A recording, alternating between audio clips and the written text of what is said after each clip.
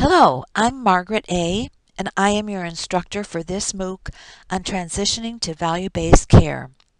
As a side note, I've been married to a man from Thailand for many years, but my last name is difficult to pronounce, so I simply go by Margaret A. Even my company name is Margaret A. Consulting. In this first lecture, I will tell you a little bit about myself, as I hope you will share a bit of information about yourselves on the discussion forum for this course, as well as in the optional activities that are included in the unit's assessments. We're also going to introduce you to the course in general, discuss the course objectives, and then for this first lesson in Unit 1, cover why value-based care is receiving the attention it is. So a bit about me. I live in the Chicago area and am a lifelong learner, teacher, and consultant. So I'm delighted to be offering this MOOC that continues my learning and lets me teach what I learn to others. I look forward to perusing your postings on who you are, where you live, and what you do. This course reflects a new frontier in the U.S. health system, so I believe we can truly learn from one another about what is happening in value-based care, virtually minute by minute. I've been working in health information management and health informatics for 40 plus years, first as director of what we used to call a medical record department. Soon after, I started teaching HIM at the University of Illinois at the Medical Center in Chicago, providing student practicum instruction and focusing on information technology and related subjects. From there, I became the Associate Executive Director of the American Health Information Management Association, AHIMA, and among other duties was responsible for watching over AHIMA's contribution to the first study on automating health records conducted by the Institute of Medicine, now the National Academy of Medicine.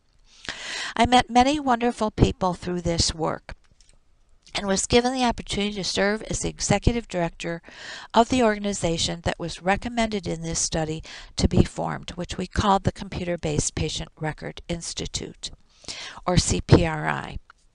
CPRI spearheaded comparison of electronic health records, or EHRs, via creating an award, the Nicholas E. Davies Award, for outstanding EHR implementations. This ultimately led to the certification programs we now have under the meaningful use of EHR incentive programs. CPRI existed for about 7 years before the award program was subsumed within the Health Information and Management Systems Society, or HIMSS. About 20 years ago, I formed my own company, Margaret A. Consulting, to help promote adoption of EHRs and assure compliance with the administrative simplification provisions of HIPAA, including transactions and code sets, as well as privacy and security. Most recently, I've had the opportunity to work on several projects associated with value-based care, including helping the formation of an accountable care organization, developing tools for successful implementation of value-based care, and conducting research in value-based care. My passion for teaching, however, never has really stopped, as I have been a clinical associate professor at the University of Illinois at Chicago since I left teaching full-time, had the opportunity to be a visiting professor at Kuwait University over a 10-year period, and have been an adjunct professor at the College of St. Scholastica since 2000. So let's look at the course. This 8-unit course is offered in segments, with each segment including slides, audio, and transcript of the audio, which you can download as a PDF file. Each unit's segments are available upon completion of the prior unit's assessment quiz. Please note that there is no pass-fail score on the quizzes. That's worth saying again. There's no pass-fail score on the quizzes.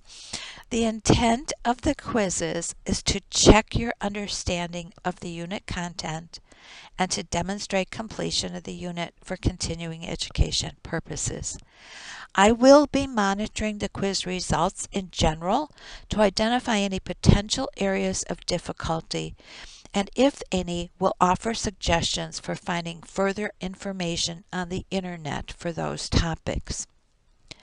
During these 8 units, it is hoped that you will not only review the course material and take the quizzes, but also post any discussion in which you are interested in pursuing with your fellow classmates on the discussion forum. There are also some optional activities provided at the end of selected unit assessments. These optional activities are essentially surveys. I will be tallying results and posting the rankings by frequency on the discussion forum. These activities are excellent ways for you to get further engaged in the course topics and to learn about trends in the area of value-based care. Please note that if you have technical issues, use the Q&A section to reach the College of St. Scholastica staff who can help troubleshoot for you. Value-based care is truly a new frontier. We are just beginning to make the transition from what many describe as paying for volume to paying for value. Value-based care is all about transformative change in how we deliver health care so we achieve better outcomes more efficiently. As such, we are all new to value-based care. So developing a learning approach and networking with peers to facilitate knowledge generation is actually my primary goal associated with each of the course objectives. The course content then will move from why and what is value-based care, essentially putting one's foot into a large body of water, to surveying value-based care components, which I liken to stepping into the water so your ankles get wet, and finally a focus on key topics for transitioning financial risk and helping value-based care become successful, which in my analogy here might be considered getting your knees wet, but we will not totally immerse you or expect you to take a deep dive into unknown waters. Rather, we hope you will identify the areas of value-based care in which you are most interested and then pursue further study. The topics in this course touch upon virtually all aspects of value-based care, but topics we will pursue somewhat more thoroughly will be those I believe that are most interest to health information management and informatics professionals and those of you in provider settings needing to implement the basics for value-based care success.